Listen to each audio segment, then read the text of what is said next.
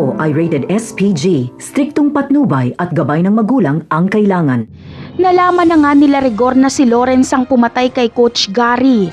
Ang kaibigan ni Lawrence na si Chito ang nagsuplong kila Rigor na si Lawrence nga ang pumatay. Sa paglabas ng fingerprint ay akma nga ito kay Lawrence, kaya pupuntahan nila Rigor ang kinaroroonan ni Lawrence para arestuhin ito. Kaya maililigtas nila Rigor si Santino mula sa kinasasangkutan nitong patayang laban. Sa kabilang banda naman ay nakarating na nga sila Tanggol sa mansyon ni Divina. Ikinagulat nilang lahat ang pagdating nila Tanggol na mga sugatan kaya agad silang ginamot. Hindi naman nagustuhan ni Amanda na kasama nila Tanggol si Madonna dahil baka daw mag-traidor ito. Pero ayon kay Tanggol ay hindi traidor si Madonna dahil ito pa nga daw ang nagligtas sa kanila. Samantala, maayos na agad ang kalagayan ni David.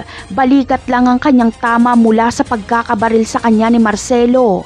Agad na babalik si David sa mansyon ng mga kabalyero para magpanggap na kunwaring susunduin niya lang ang asawang si Catherine at nadatnan niyang may mga pulis at patay na ang lahat ng mga kabalyero.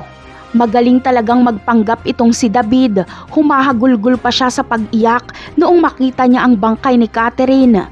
Awang-awa tuloy ang mga pulis kay David dahil nawalan daw ito ng babaeng sinisinta. Ngunit hanggang kailan kaya itong kasamaan ni David? Kailan kaya mabibigyan ng hustisya ang kanyang mga pinatay? Yan ang aabangan natin sa mga susunod na episode. Paalam!